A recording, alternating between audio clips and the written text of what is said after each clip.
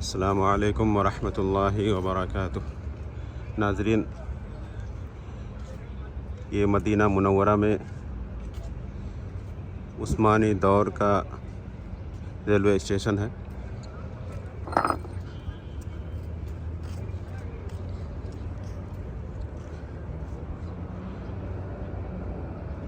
اور یہ دیکھیں، عثمانی دور میں جو ٹرین چلتی تھیں اس کے ڈبہ ہے۔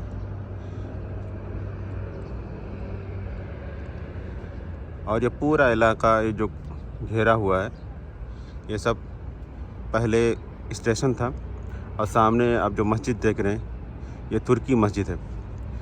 ترکی مسجد کا مطلب یہ ہے کہ جب یہاں پہ عثمانی خلیفہ تھے تو انہوں نے یہ سب بنایا مدینہ منورہ میں، اور وہاں سے یعنی ترکی سے ٹرین آتی تھی مدینہ منورہ، اور ایسے چھوٹے چھوٹے ڈبے ہوا کرتے تھے، کیونکہ ٹرین جتنا سکسیزفل اب ہو گئی ہے، پہلے اس کی ابتدائی مراحل میں ٹرین گزر رہی تھی، اس لیے زیادہ سہولت نہیں تھی، لیکن بہرحال پھر بھی سہولت تھی اس وقت کے لحاظ سے۔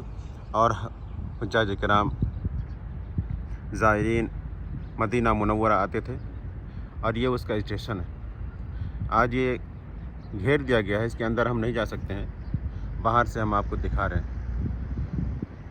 تو یہ ترکی دور کا ریلوے اسٹیشن ہے۔ امید کہ آپ کو یہ ویڈیو پسند آئے گا۔